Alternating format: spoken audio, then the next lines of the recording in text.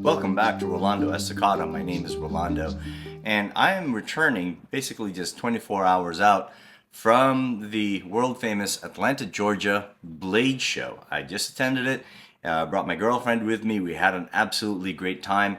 We had a great opportunity to meet with a lot of the vendors, a lot of the makers, and a lot of the martial artists who happened to be at the event. This was a great event in that it seemed to me that a lot of the people who were going there had a martial background, and it's a little different from years prior where it was a lot of enthusiasts. It's just as many enthusiasts as before, but I think there's more of martial artists who are coming out and being a little bit more outspoken about how their martial delivery system aligns with a lot of the products that are out there. So I got a chance to speak with a lot of them, got a chance to connect with a lot of the influencers as well, but also to speak with a few of the makers to really understand the craft that is behind all of the wonderful products that I've created. But the highlight for me was a very rare Bill Bagwell custom Bowie. A Bill Bagwell custom Bowie, which I never thought I would ever find. But most of all, I didn't even know he made this kind of buoy before. And I got a chance to visit the booth of Dave and Ken, pictured here. They're very friendly, but also very knowledgeable as it relates to Bowie knives. They had a Randall collection there, and as you know, I'm a Randall collector, but I am very, very spoiled in my search for good, really good, and really top quality Bowie knives.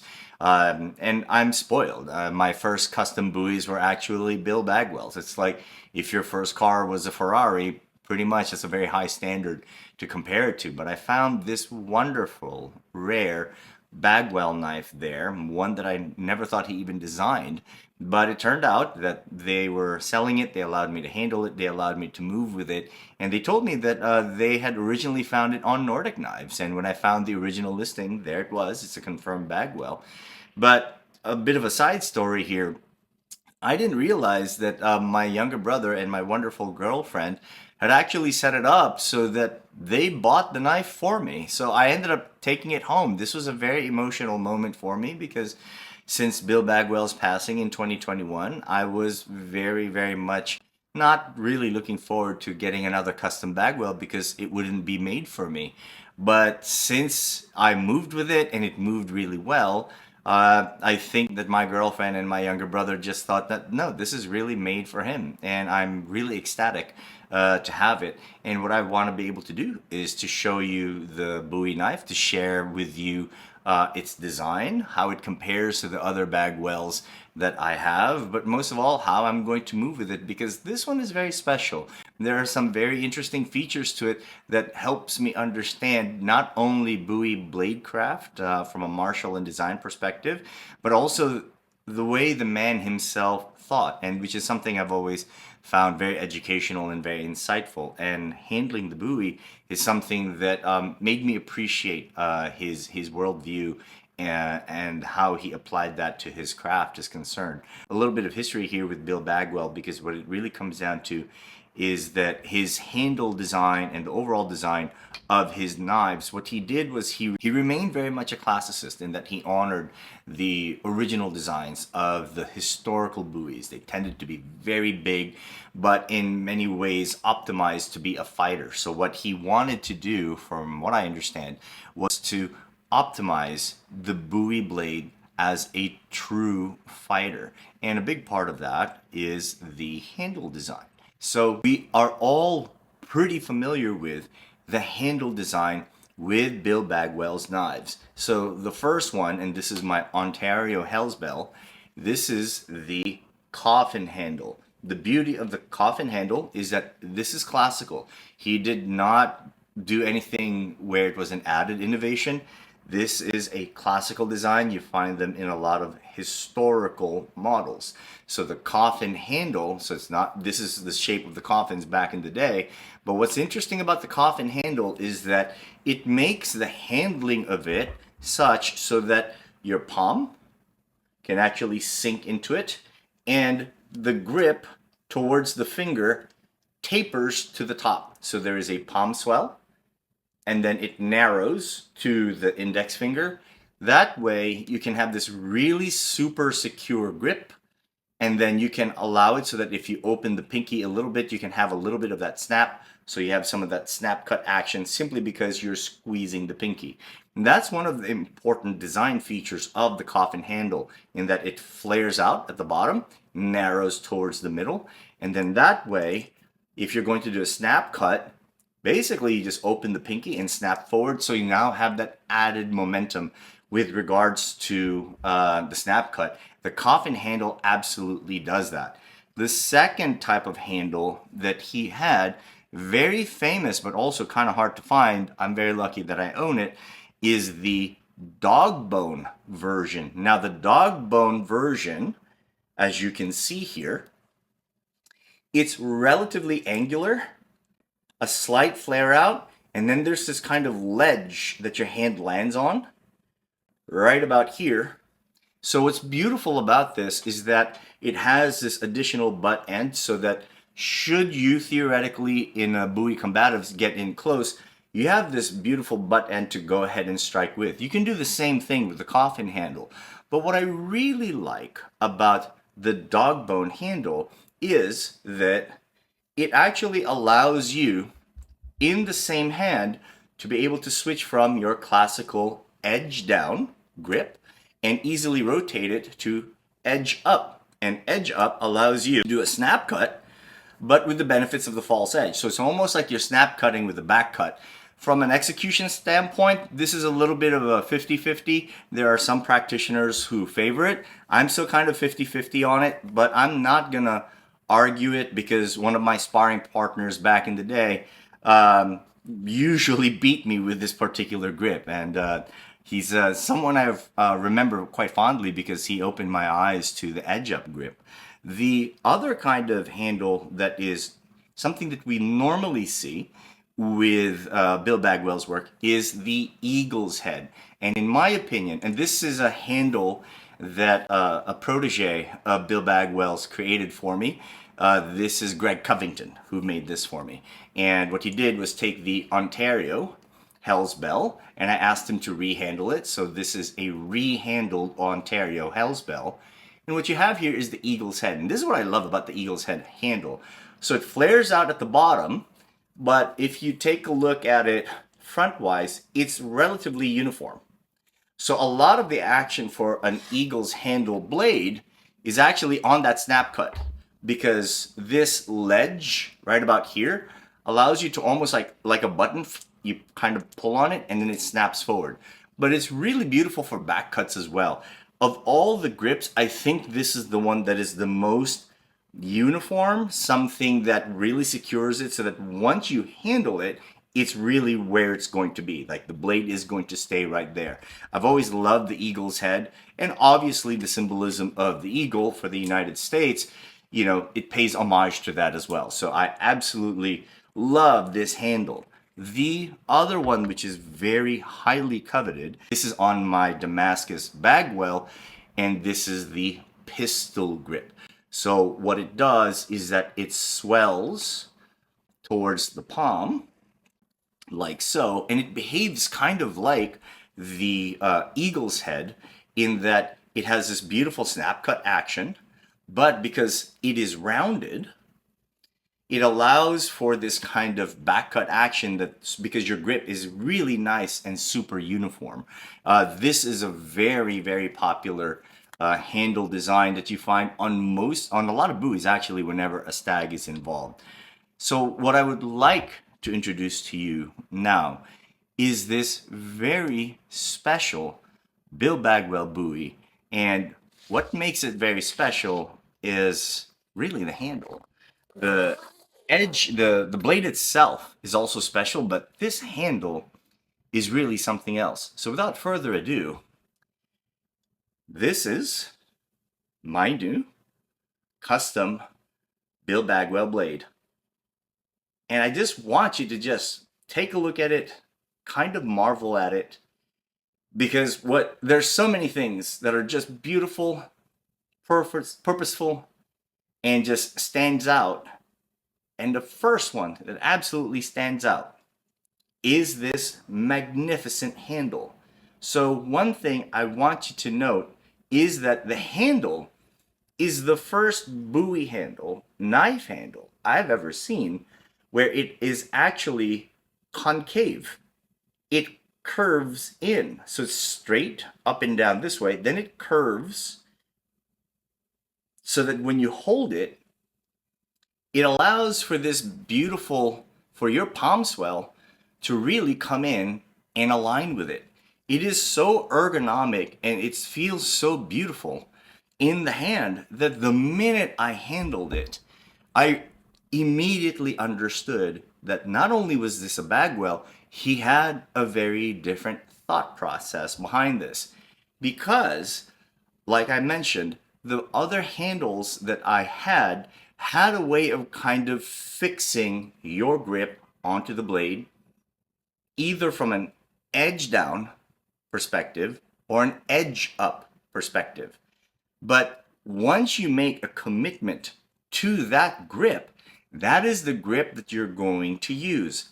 I think his thought process here, as it relates to the curvature of that blade, is that that grip can remain fluid during practice and during the exchange. Because if I all of a sudden take this grip and turn it so that it is edge up, this swells in naturally to my hand. So what he was looking to do, in my opinion, is to try to make the edge up orientation more natural. As you can see, it aligns perfectly with my ulnar bone over here so that I can be in this natural position. But the grip allows it so that since it swells into my hand, it makes it so very secure. But what makes it very special is that it makes it natural to move from edge down, edge up, edge down, edge up, edge up, edge down. It is so natural to move in this way so that when I back cut, there's a way to even move and switch to the hand naturally without making any sort of stops. And this idea came about from my colleague at the Blade Show when he handled it. His name is Tomas Alas, also an influencer, Tactical Tavern. I highly recommend that you check out this martial adept's channel because he is one hell of a martial artist. Please check him out. I had a chance to share this with him and I had him handle it, and he was the one who said that this is a knife that actually likes to back cut, slash, back cut, and then slash again from right to left. I think where Bagwell was trying to go with this was to kind of reinvent the back cut flow from a one-hander to a natural two-hander. And I'm going to demonstrate this in the flow in a little bit, but I think it is such a rare and ingenious Bowie design based primarily on the handle, because not only is it so gorgeous and natural, but there is a clear function and purpose behind it that I can't believe that I am now the proud owner of it. Not just because of its design, but it will inform my practice better, which is something that I've learned from Bagwell over the years, in that his design is actually what teaches you. So the sword or the knife, and in this case the Bowie knife, is actually what teaches you how to move. So the Bowie makes our movements more efficient, not the other way around. The more time I spend, the more it optimizes my movements. There are some really very nice aesthetic features to it. These very nice design features here on the back of the blade, it's very beautiful, but it is also reflected in the guard, if you can see it right here. It's really beautiful and exquisite. And of course, his name, Bagwell. This guy here is such a beautiful complement to my dedicated Damascus fighter. 11-inch blade, 10-inch blade, and clearly their pairing is going to be very unique. I'm going to be making a series of videos on this as I continue to develop it, but you can start to get an idea of how these two are going to move together, because these two together is going to allow me to explore the movement possibilities here, some of the strategic possibilities here. Again, having them two together, not just one by itself or one by itself, but the two of them together, a little more linear and Euclidean. This one more along the vortices of the body, works more with the kinetic chain of the body. I cannot begin to elaborate on how beautiful and elegant this is. And it is such, it almost feels serendipitous that this was something that I found, and this was something that was being held by these two wonderful gentlemen at the Blade Show. A little side note over here, I'm not even sure if I'm going to add this in the video, but in 2012, I was working with Bill on a similar design that would partner with my Damascus blade. And I wanted the blade to be a little shorter. I wanted it so that it was more of an espada e daga kind of dynamic. That's what I was looking for. But I had a few life events that year, and I called him and I said, hey, I'm going to postpone the project for now, only until everything is settled. I did not get back to him until 2021. And long story short, I found out that he passed away in 2021. And that kind of hit me a little hard, because it felt like something was unfinished and incomplete.